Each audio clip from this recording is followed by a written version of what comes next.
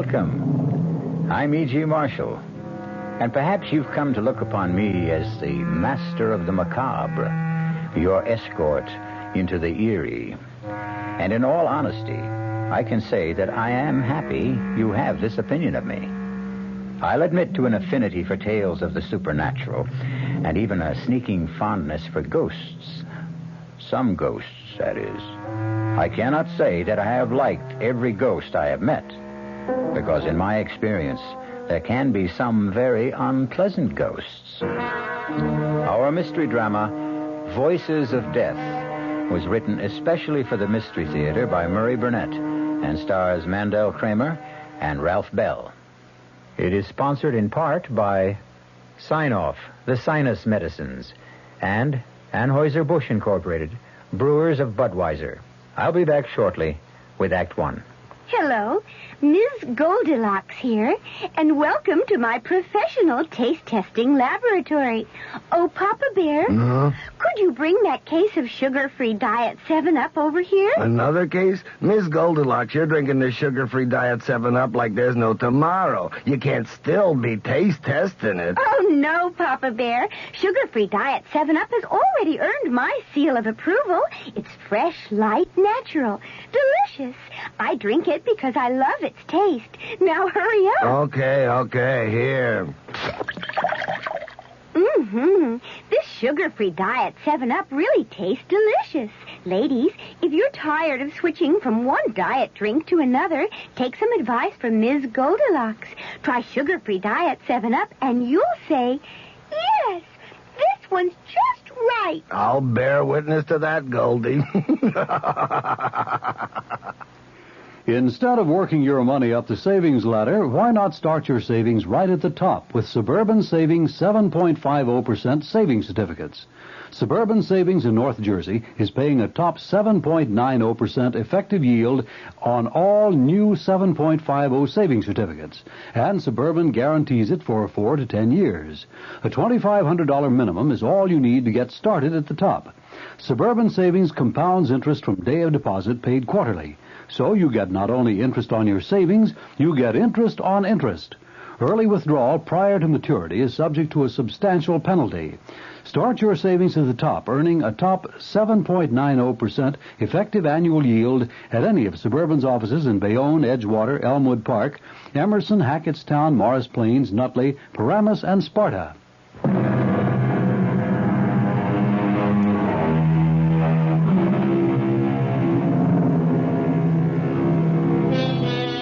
There are many stories about faceless voices that speak to lonely people. Voices that come from nowhere, that threaten, cajole, terrify, or madden the mortals who hear them. Our story is about such a voice, but it is a voice that has a face, the face of a dead man. Most of us know what to expect when we turn on a television set. But the last thing Jason Phillips expected was to have the face of a dead man appear on his television tube. How did the face of Peter Truro get on my TV screen? Peter, I'm sure if you were alive, you'd understand why yours is the last face I'd want to look at. So forgive me for switching stations. What is this, Peter again? I'll try another channel. On every channel? Peter Truro? That's ridiculous. And no sound. What's wrong with the sound? Nothing, Jason. What? This isn't the normal way to return. Well, I'm seeing things. And hearing them. Peter Truro is dead and buried. He couldn't be talking to me from my TV screen. Everything happened so suddenly with Peter and Claire and that lousy Linville. Put the TV back on. Relax, Jason. I'm not a delusion.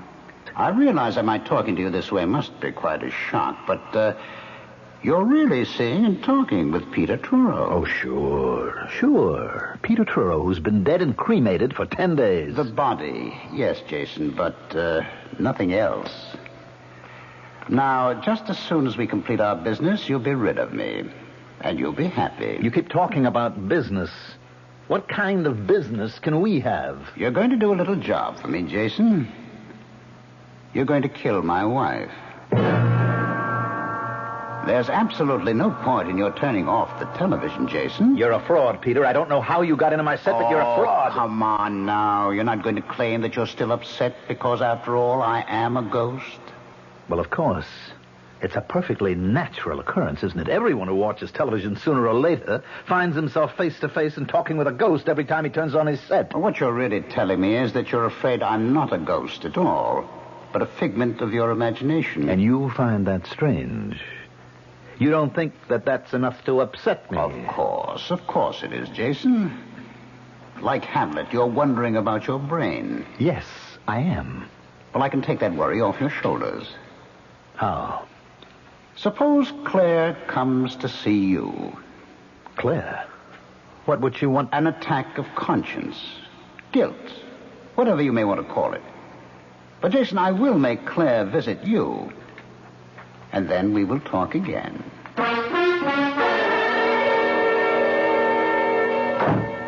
What in the world am I doing here anyway? Can you tell me, Jason? Putting on a marvelous act as usual, Claire. Why do I feel cold? Why do I have this feeling that Peter's watching? Which question would you like me to answer? Do you believe in ghosts? Of course not. Well, you sound so sure. So very. And you're not. I remember how you used to make fun of the whole spiritual scene. I said it was impossible. Claire, why this discussion?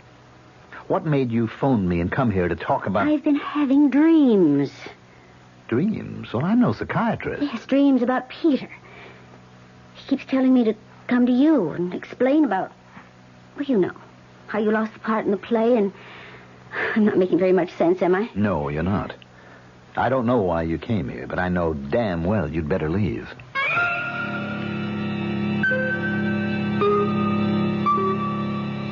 Are you convinced, Jason? Do you believe now that I'm a ghost? Well, you heard Claire. You know I sent her to you. So she says. I don't know whether it was smart to throw her out so abruptly. She may become suspicious. About what? About your wanting to kill her. You're out of your mind. You're crazy.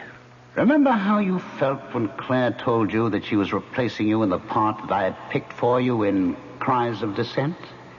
Remember how you raged because you knew that Claire was throwing you out, not because of your lack of ability, but because she wanted the part for her lover, Edward Linville. You even threatened to kill her. I don't have to listen to any more of this. Right now, I could cheerfully have murdered you if you'd been alive.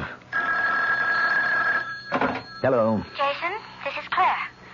Darling, I do think you owe me some sort of explanation for almost throwing me out of your place a while ago.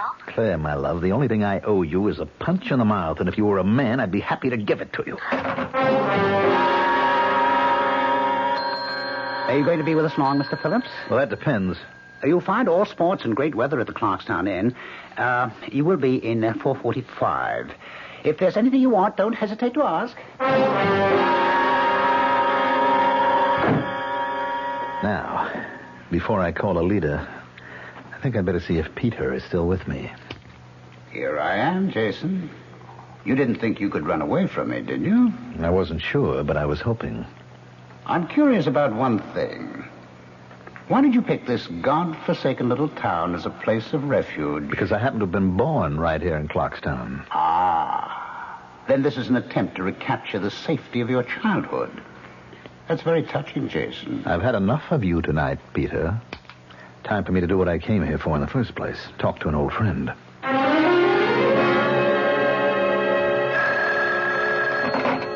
Hello? Alida, what a delight to hear your voice after all these years. And it is a pleasure to hear yours, Jason. Oh, Alida, you're too much. After all these years, you hear me say your name and immediately you know my voice. It is a distinctive voice, Jason. Are you calling from New York? No, I'm at the inn right here in Clarkstown. Matter of fact, I came here just to see you. How nice. But, Jason, there's been a lot of years since we last spoke. And right now it's almost past my bedtime. How about breakfast with me tomorrow?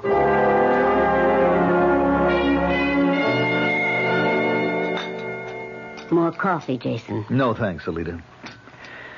Alida, I'm being haunted. I think I'm going crazy. I don't know where to turn or what to do.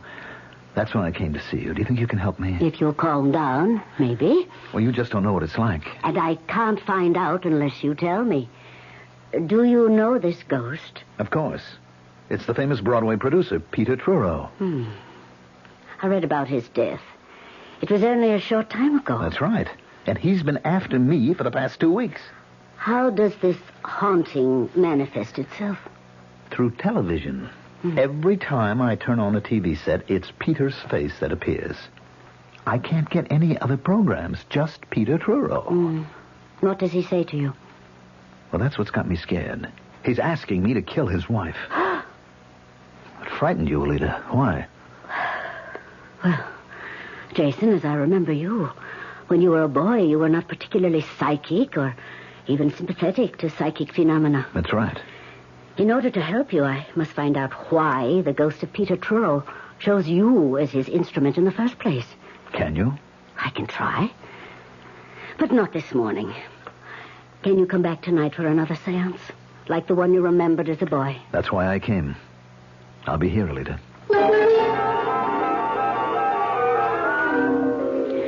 I can't promise anything will come out of this. I can't even promise to make contact. But if I do, you will have to keep absolutely quiet. Understand? Yes, I do. All right. Now, hold my hands. Tighter. Yes, that's it. The light is too bright. It hurts my eyes.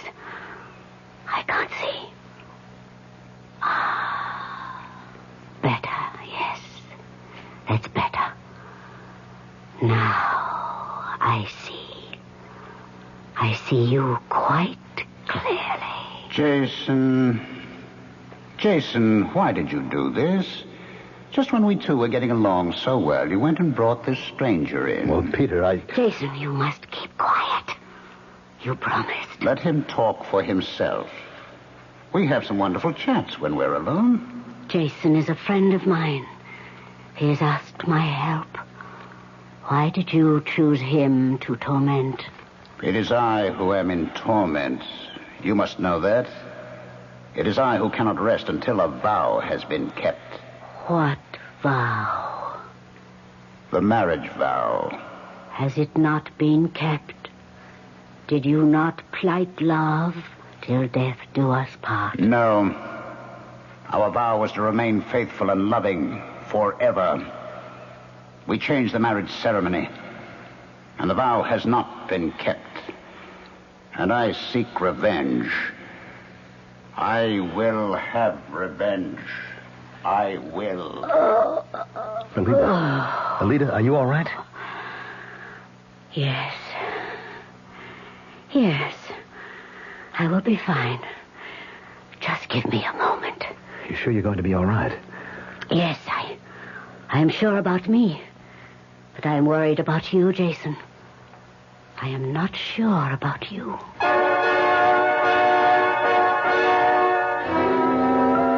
Ghosts are very much like UFOs. People say they don't exist. But somehow the idea of ghosts and UFOs just won't go away. It took me 20 years to get what I've got today. A nice house, a couple of comfortable, good-looking cars.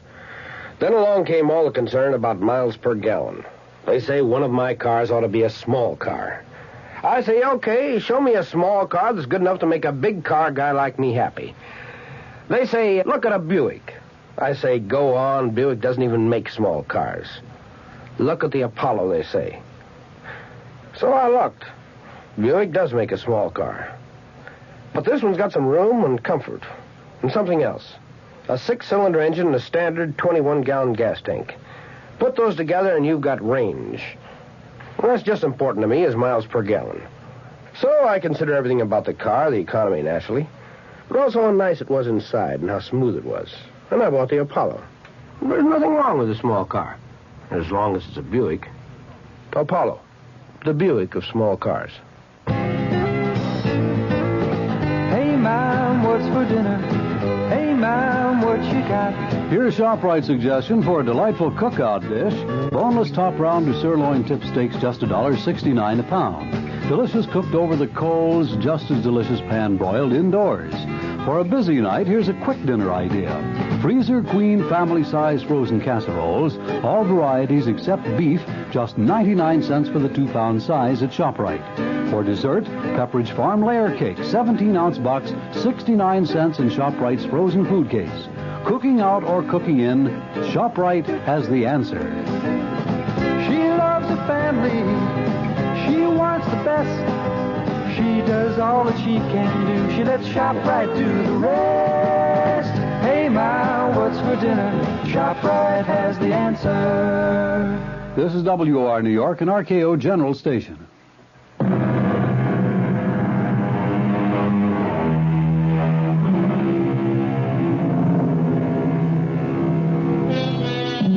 The question of whether ghosts can have anything to do with dreams is one that has occupied the thoughts of psychics since people first began to talk about ghosts. Jason Phillips was haunted by a ghost, not in his dreams, but one who took over his TV set. Jason is seeking help, not from an analyst, but from an old and respected medium whom he had known since childhood. All right, Alita. I don't mean to start a discussion. All I want to know is how do I get rid of the ghost of Peter Truro? I wish I could tell you. You mean I can't get any help? I'll have to spend the rest of my life listening to Peter insisting that I kill Claire for him? You can turn off your television, can't you? Oh, great. I'll never look at a TV set again. Is that your solution? How deeply was Peter devoted to his wife? What kind of question is that? A very important question. Well, there was a jealousy act that Peter was putting on. What made you think it was, as you put it, an act? Because nobody could have been that jealous. What about the relationship? Was it a good one? I don't know. I never stopped to think about it. There was the difference in age.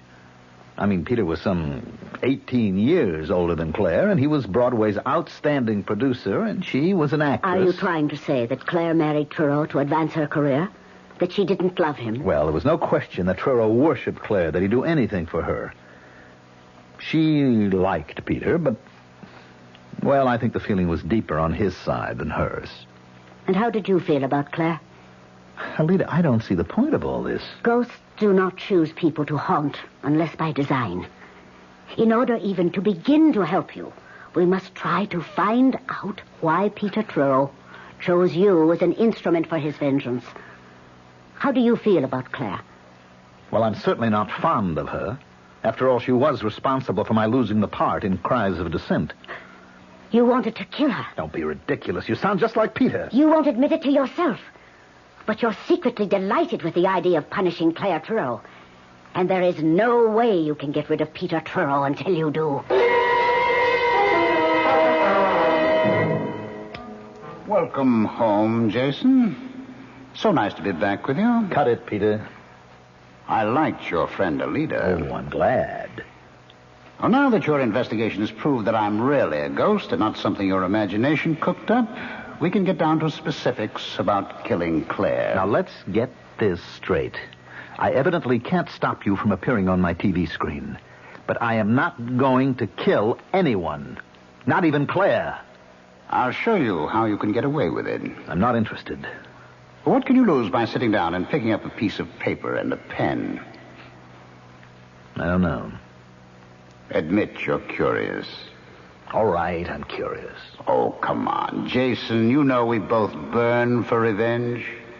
You because Claire fired you from Cries of Dissent to replace you with her lover, Edward Linville. Who is awful. Have you seen him? Oh, I don't have to. I know he's terrible. But he's playing the part. And he's sleeping with my wife, so, get the paper and pen, eh? All right. Now write the following. My darling, this should not come as a surprise, since we talked about your unfaithfulness. Now, wait a minute, Peter. There's not much more. Unfaithfulness many times. And you know that I said I would kill you. My dearest, prepare to die. And sign it, Peter. What do you think she'll say when she finds that in her desk drawer? Well, I think she'll laugh because she'll know it's an obvious forgery. Well, take another look, Jason. And then tell me if you recognize the writing. What? How did you do it? This is your handwriting.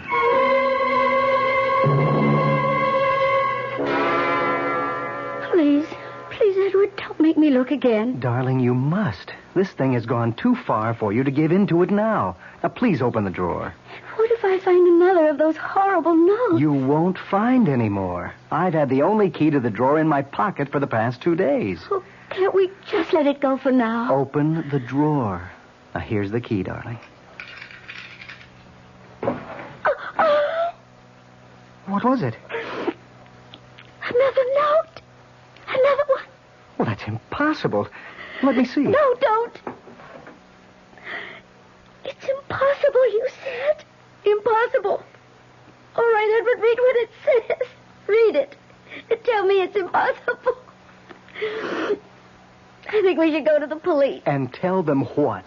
That you're getting notes from a dead man? Well, haven't you been telling me all along that was impossible? Of course I have.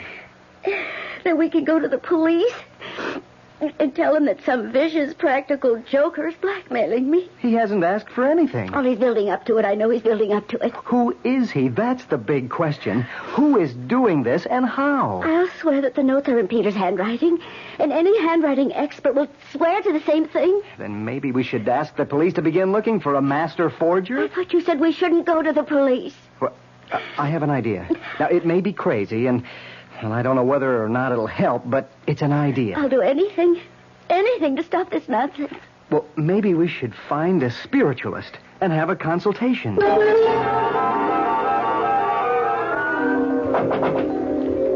is it? Ed Linville.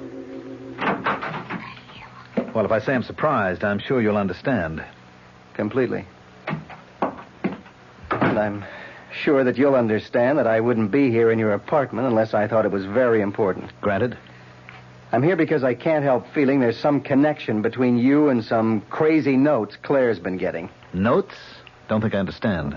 Somebody has started a systematic campaign of persecution against Claire. Well, why don't you go to the police? Because I'm afraid of the publicity. Claire will look silly because the persecution is seemingly directed by Peter Truro.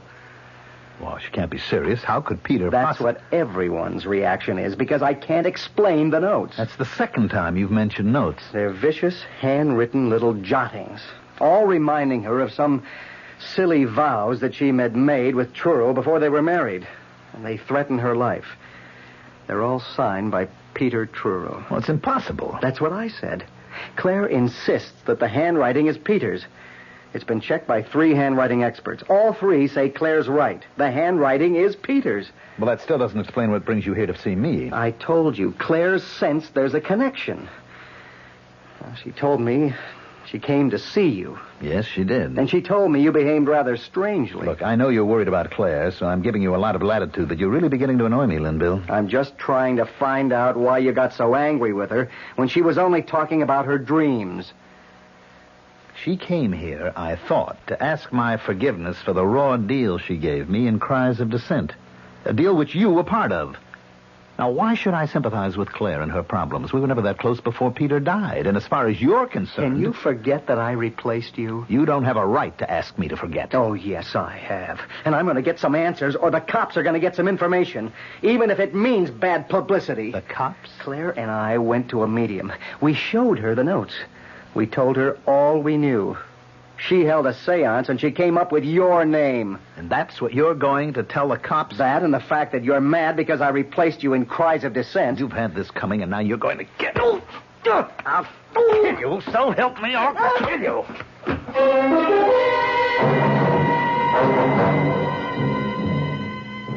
So, Jason, we made quite a spectacle of ourselves with Edward Linville, didn't we? How did that medium get my name?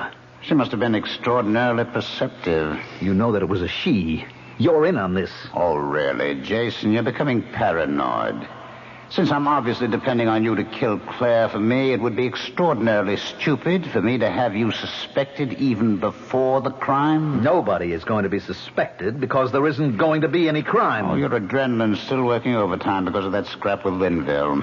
When you calm down, you'll realize what a fool you're making of yourself. No need to remind me. I realized that the minute Linville said he'd been given my name. What story can Linville take to the police? He can accuse me of writing poison pen letters to Claire. He can? On what evidence? The word of a medium? According to Linville himself, Claire had the notes checked with a handwriting expert who swore that the handwriting was mine. Now, how does that point to you? Why can't you leave me alone? Oh, come, Jason. You were having a ball with the notes and watching the effect they had on Claire? All right, I'll admit that, but writing nasty little notes is a lot different than killing. Well, of course it is. And you want me to guarantee that no one will ever connect you with the killing. That's what you really want, isn't it, Jason? Look, you're too smug for me to argue with. There's no point in any further discussion, so... Now, hold on a minute, Jason, hold on. I want to tell you how I can guarantee you're being in the clear. Like promising me you won't give the police my name. I offer you complete safety. How? A suicide note. Suicide? Exactly. Claire will commit suicide. Take an overdose of sleeping pills and leave a completely authentic suicide note to prove it. You mean you're really going to drive Claire to suicide? Don't you think Claire is the suicidal type? No. I agree. That's why we must have the note. Do you want to write it now? Are you out of your mind? Just write what I dictate. No way.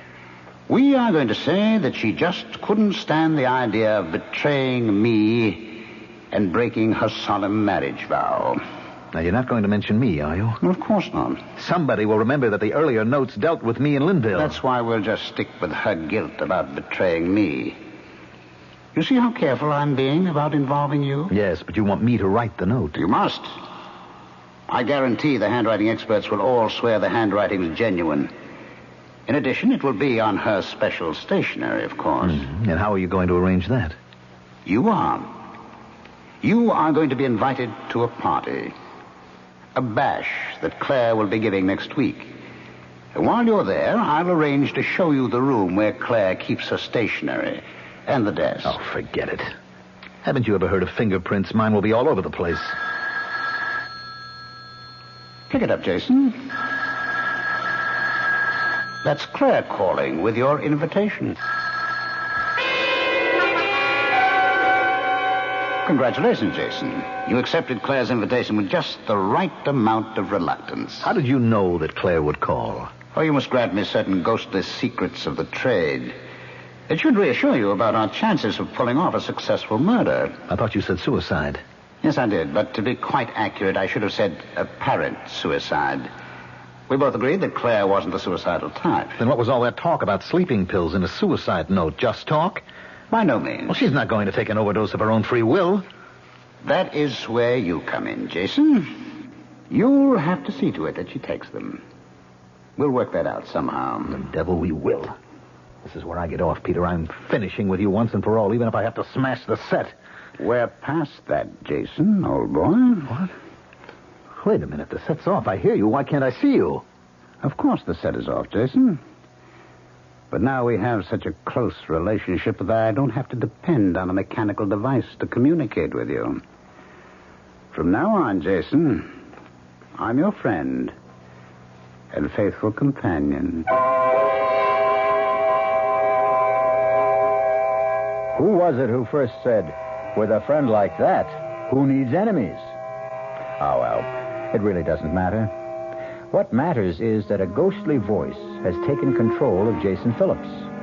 All of us are driven sometimes by forces we don't clearly see or understand. But how many of you have ever obeyed the commands of a ghost? And what happened when you did? Don't answer that.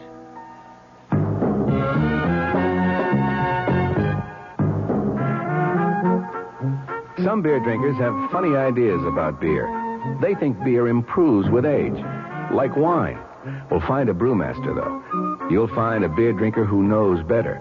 The Budweiser brewmaster says it all depends on how beer is aged.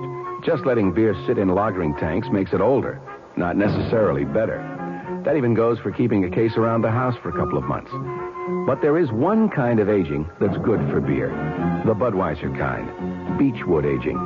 In this kind of aging, something happens. It lets all the flavor of the choicest hops and best barley malt that go into Budweiser get through to you.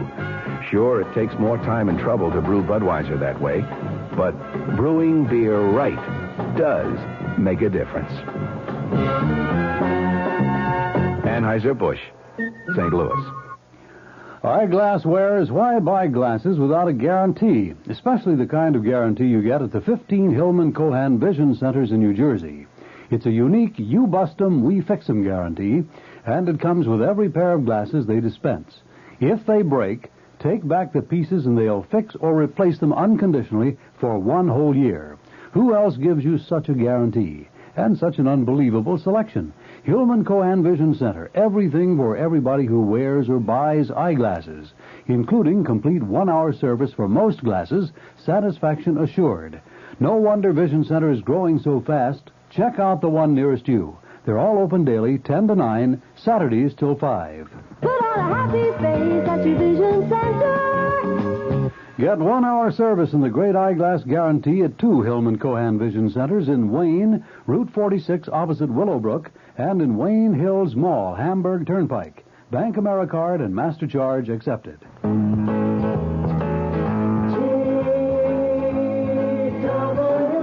When you have to make a lot of short business flights, there's not much glamour left to it. All you want is to get there on time as conveniently and comfortably as possible. That's why TWA developed Ambassador Express. If you're a little late getting to the airport, you can get your ticket right in the gate area. Then you can carry your suitcase on board with you because TWA has big carry-on luggage compartments on more planes than any other airline. In coach, the TWA twin seat lets you fold down the middle seat if nobody's there and sit a comfortable 2 across instead of 3. And we've set up our schedules with convenient return flights, so you can usually fly out in the morning and back home again that same evening. TWA's Ambassador Express. It's a business-like approach to flying on business. TWA has 44 Ambassador Express non-city, Pittsburgh, and Indianapolis every business day. Call your travel agent or TWA.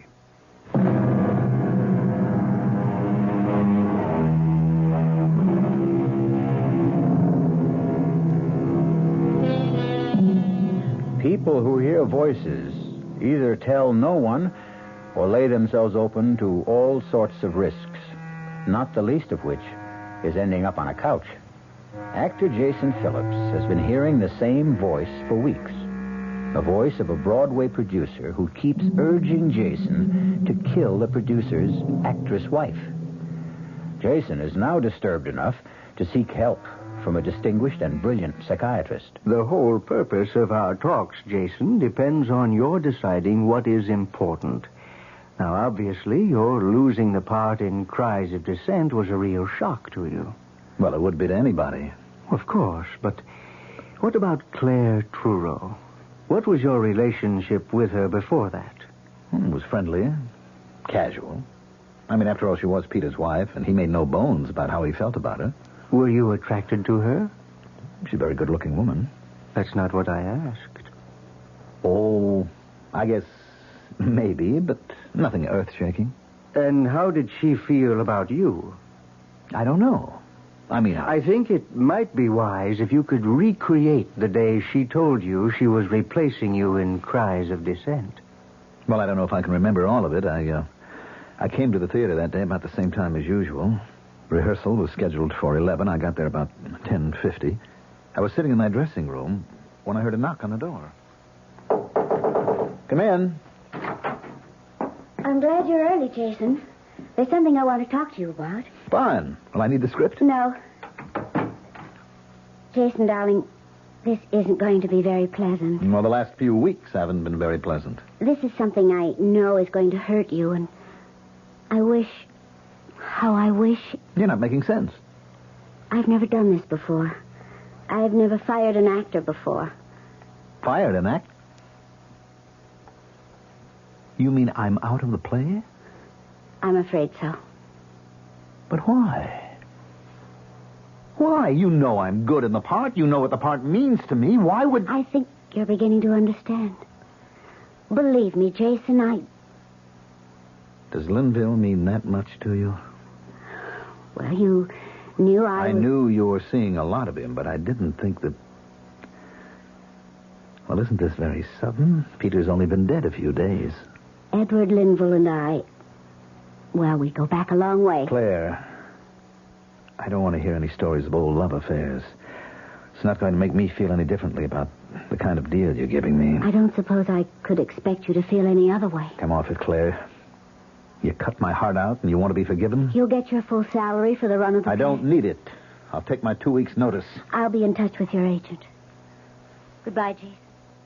And that's about the way it was, Doctor. Oh, a traumatic experience. It has left a deep scar. Well, I knew that before I came to you. Now, help me. Well, the help must come from within you. You don't believe in this ghost of mine. Do you? We keep going around in circles, Doctor. Not quite. The first day you came to me, you wanted to know whether or not you could actually hear a voice and be perfectly sane. You remember I gave you an answer. Yes, you said it was possible. And then? Then I told you the voice I heard belonged to a dead man and asked if you believed in ghosts. And do you remember my answer? Yes, you said, for some people, ghosts are a way of life. That's right. Doesn't that apply to you? No, and I don't know anyone it does apply to. Doctor, if you're trying to confuse me, you're doing a great job. I'm trying to lead you to a conclusion. You'd only kill someone who did you harm? Does that seem so strange? Someone like Claire Truro? Well, there you go again, Doctor, trying to prove something. Prove what? That I'd really like to kill Claire. Wouldn't you? Yes. Yes, I would. I'd like to get my hands around her throat. Yes, I want to kill her. What in the world have you done, Jason? Made a purchase, Peter. A mannequin. Don't you recognize her? Should I? Well, she's a lady very close to your heart. To me, she just looks like any other window dummy they use in dress shops. Ah, but this one is different, Peter. Don't you recognize your beloved wife, Claire? What kind of foolishness is this? Expensive, made-to-order therapy for a man who talks to ghosts. A ghost who wants him to kill his wife. Now, I propped Claire up here in the corner of this couch, and I hit her. And I hit her again, and again, and again. You feel better? Much better, Peter. You see, I'm willing to admit to you now that I am aggressive towards Claire, and I would like to see her dead. That is progress. That's what my doctor says. Now that I've admitted the terrible thought and acknowledged it, I can get rid of my aggression. By hitting that department store dummy on the head? You go ahead and laugh. But it's going to work.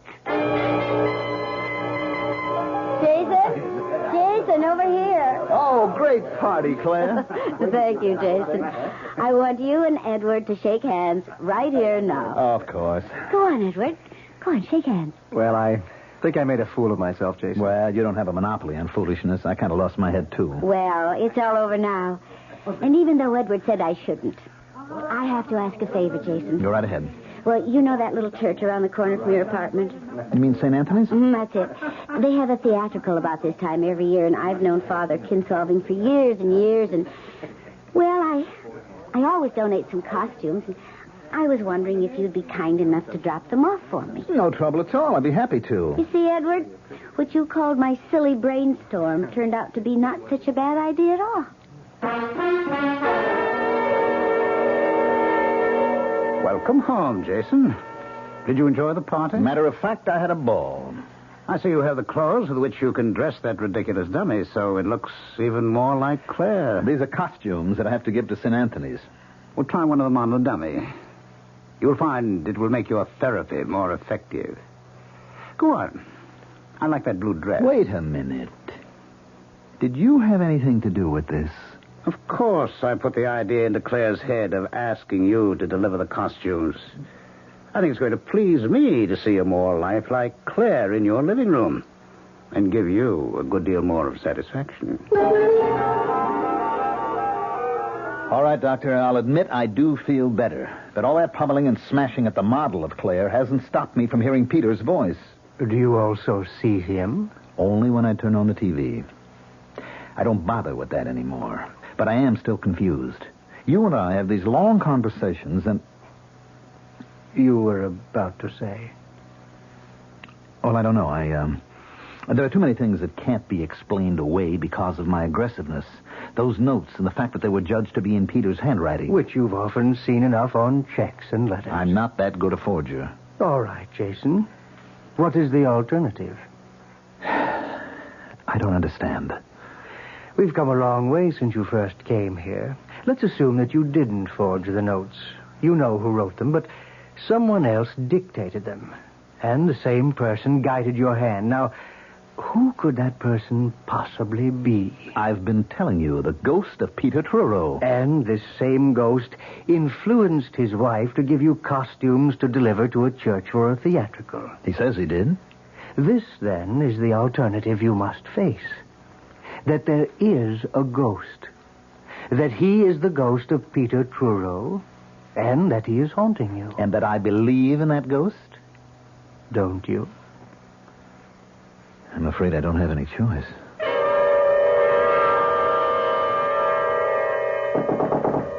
Who is it? Alida. Oh, come in. Thank you for coming so soon after I called. I'd never forgive myself if I hadn't. Who's that? It's just a dummy dressed in Claire's clothes. You must get rid of it. Well, I will, but I asked you to visit with me. Get rid of it now. What do you want me to do, throw it out the window? It doesn't matter. Don't you realize how dangerous it is for you to have her here? Oh, come on, Alida. It was my doctor's idea. He said I could use the dummy to take out my aggression. Indeed. And where did you get the clothes? Claire gave them to me. Does she know how you're using them? She gave me a lot of stuff to give to a church theatrical. I kept this one dress out. Are you so friendly that she would ask you to do her a favor like that? Look, I'm afraid I've gone as far as I can with the doctor. He feels that it's all my subconscious. My urge to kill Claire that accounts for everything. Your wish to kill Claire does not mean there are no ghosts. There is evil all around you. Either you or Claire must leave New York. I don't see how running away will get rid of Peter. I'm not so much concerned now with your getting rid of Peter as I am with saving your life. You really mean that, don't you? You're really frightened. There was only one other time in my life when I've been this frightened. When was that? No. Now, Jason, please come away with me. Come back with me to Clarkstown until... Until? Until the restless thirst for revenge has left the ghost of Peter Truro.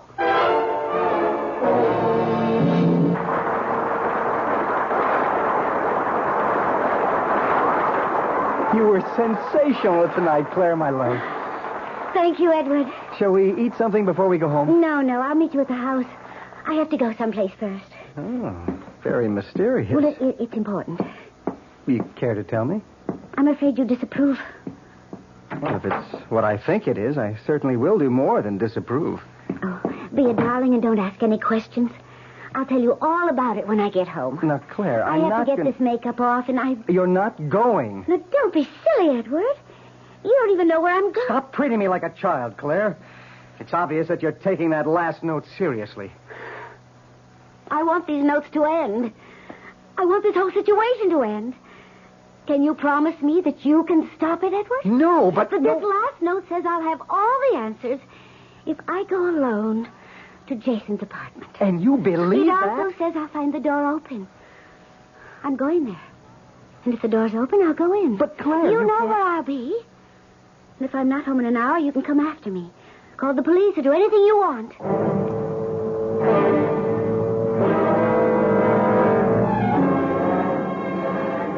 Oh, darn, I just remembered something, Alida. What? I left something important in the apartment. Oh, but Jason, our bus leaves in half an hour. You promised to go home with me. There's plenty of time. My apartment's only a short distance. I'll grab a cab, be back in plenty of time. Meet you at gate number 5. You're doing the right thing, Jason. I promise a stunning surprise awaits you in your apartment. And after tonight, it will be all over. Cab! You'll like what I've done with the mannequin, Jason. That's a promise.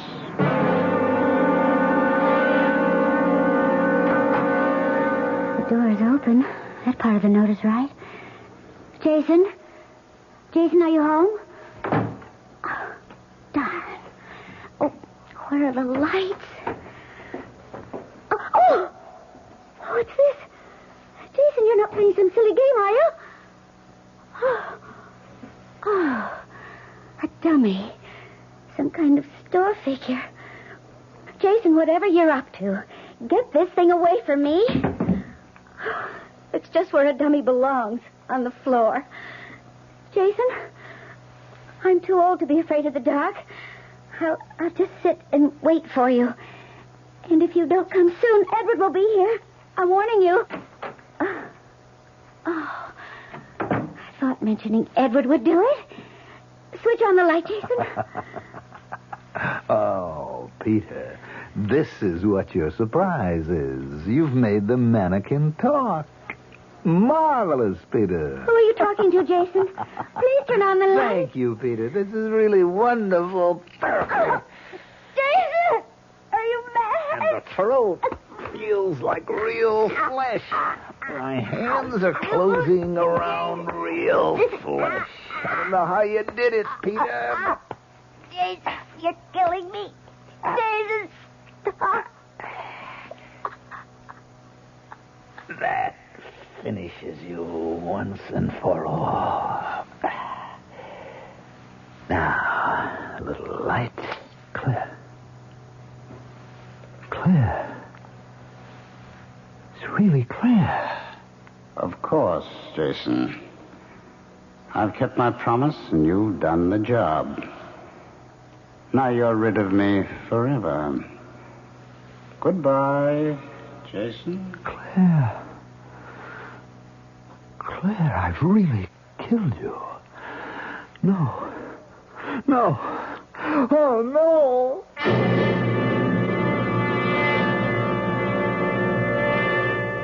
Well, that's one way to rid yourself of a ghost. Jason Phillips was no longer haunted. However, I certainly don't recommend it, the rule. I do recommend, however, a more generous system of disbelief. One tells you he's hearing voices he can't explain. I want that sinus medicine. Headache tablets? No, sinus medicine. Sinus tablets. Helps the headache and the pressure. Oh, you mean sign-off. Exactly. Headache pain is one thing. A sinus headache is something else. Sometimes your whole face can seem to throb with pain. You want relief. Take Sign-Off tablets. Sineoff. The sinus medicine that gives you a full dose of pure aspirin plus a sinus drainer. Sign-Off. The sinus medicine that helps relieve sinus pain while you drain. And Sign-Off doesn't stop there. Have you tried Sign-Off Sinus Spray, the fastest known form of sinus congestion relief? It works in seconds. That's Sign-Off Sinus Spray. When sinus flares up, use Sign-Off tablets and spray only as directed. Sineoff. Sign-Off. Exactly. Sign-Off, the sinus medicines in the bright red box. And now, another story of the ball and chain, as Kellogg's Special K presents The Library. Welcome to the public library. May I help you, sir? Yes, I'd like to check out...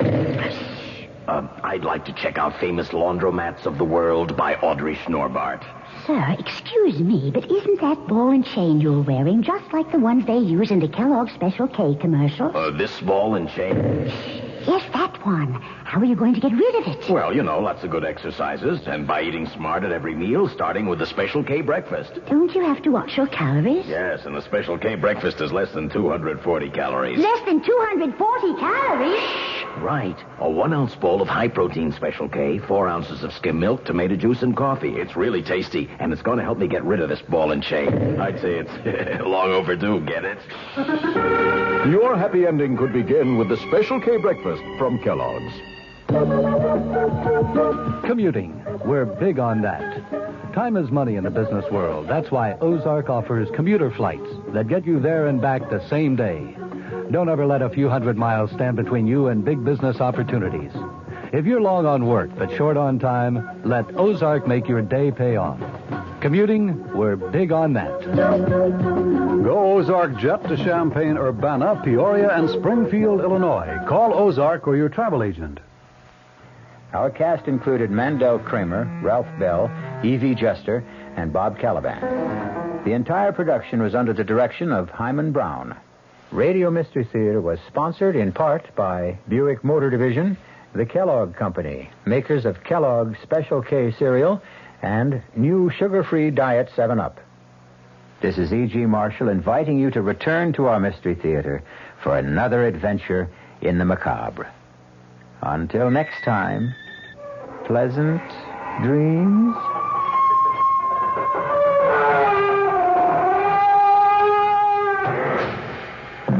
The WR Mystery Theater has been brought to you by ShopRite Supermarkets, where you get a lot more for a little less, and by Suburban Savings, with offices throughout North Jersey. The preceding Mystery Theater program is furnished by the CBS Radio Network. I'm Fulton Lewis in the Mutual Broadcasting System studios in Washington, D.C. Now, my commentary. Well, it's getting so you may need a program to follow the players. In the past few days, some Republican congressional leaders have called on President Nixon to step down from office rather than to face the impeachment process in the House of Representatives and perhaps later the Senate. Today, Democratic leaders said that President Nixon should not shortcut that impeachment process by resigning. They also added that Republicans who have been calling on him to resign are worried about their own future. The note in what appears to be a growing party consensus was sounded by participants in a high-level breakfast at which House Speaker Carl Albert was the host. Speaking with newsmen afterward, Albert reaffirmed his own opposition to resignation in shorter terms than he has yet used, saying it would be disastrous for the president to resign under political pressure. Albert added, if he is not guilty and those facts come out, he would be exonerated. But if he resigns and later it is shown that he was not guilty, it would result in irreparable harm to our country and our political system. Albert added that he is certain that the president is not going to resign. Meanwhile, Democratic National Committee Chairman Robert Strauss praised leaders of his party for what he called remarkable restraint in what obviously has to be an issue with partisan overtones. In contrast, he said, there is a terrible hue and cry by Republicans running for office around the country, trying to put great distance between themselves and President Nixon. For this reason, Strauss added, Democratic leaders have to step forward and express themselves, calling not for resignation, but calling instead for White House cooperation and making information available to speed the impeachment inquiry. Representative Thomas Tip O'Neill of Massachusetts, the House Democratic leader, said that he had one time publicly expressed the opinion that the president's resignation would be good for the country, but he said circumstances have now changed his mind. O'Neill said, I think now that Americans want all the facts to come out, not only for now, but for posterity and for history. Kentucky Governor Wendell Ford, the chairman of the Democratic Governors Conference, said that he has expressed no opinion on the impeachment process because he is seeking the Senate seat held by Republican Marlowe Cook, and so he might conceivably become a juror in the impeachment process. Ford said, Senator Cook and others who asked the president to resign create the impression that they are trying to put some distance between themselves and the president. Also attending today's breakfast were Senate Democrat leader Mike Mansfield of Montana and Senate Democrat Whip Robert Byrd of West Virginia, both of whom said yesterday that the president should not resign. Meanwhile, Senate Republican leader Hugh Scott also said today he opposes presidential resignation. Scott commented, I think our nation is strong enough to withstand the functioning of its own constitution. The Judiciary Committee met in closed session today for a background briefing on impeachment evidence and also to listen to White House tapes. And White House lawyer James St. Clair reportedly planned to present a document to the committee outlining the president's position on future subpoenas that the panel might consider issuing during its impeachment probe. The first order of business today at a committee session that has been scheduled for tomorrow morning is going to be a vote on whether to subpoena additional material from the White House. Exactly what material is not yet known. The morning session today was devoted to a briefing on impeachment evidence. This afternoon, the committee members listened to various White House tapes. Before going into this afternoon's session, California Republican Representative Charles Wiggins said that he understood presidential attorney St. Clair has a document for the committee bearing on the subpoena process. Wiggins said that he did not know what sort of argument St. Clair planned to present. California Democrat Representative Jerome Walde, the only committee member who had any comment when the meeting broke up for lunch, said, nothing we heard today has not been heard before by the public. Waldy said he understood the afternoon would be devoted to listening to tapes, starting with a recording of a June 20th, 1972 conversation that was held between the president and former White House Chief of Staff H.R. Haldeman. That, of course, is the now famous tape with the 18-and-a-half-minute gap, which a panel of experts has concluded was caused by between 5 and 9 separate erasures. The experts' final report on the gap is due to be released by U.S. District Court Judge John Sirica later this month. Today's meeting was the second closed session by the committee to hear the evidence that its impeachment staff has gathered about President Nixon's Watergate role. The first session was held last Thursday afternoon. This initial phase of the evidence presentation is being devoted exclusively to the Watergate break-in and to the alleged cover-up that occurred subsequently. Later presentations are going to cover such areas as the activities of the White House Plumbers Unit, the president's personal finances and his tax problems, the ITT antitrust settlement, and political contributions from the dairy industry. Representative Waldy, who has opposed closing these sessions to the press and to the public, said that the committee had heard no information so far that would in the slightest defame or degrade anyone. He was referring to a rule of the House of Representatives that requires closed sessions in cases where defamatory or degrading information was being presented. Congressman Waldy added it was a monotonous session. The committee met amid renewed word from the White House that there is absolutely no chance that President Nixon is going to leave office voluntarily. The committee members went into the closed session carrying the thick, loose-leafed index books that they received last week from the committee staff. From the Mutual Studios in Washington, I'm Fulton Lewis, and that's the top of the news as it looks from here.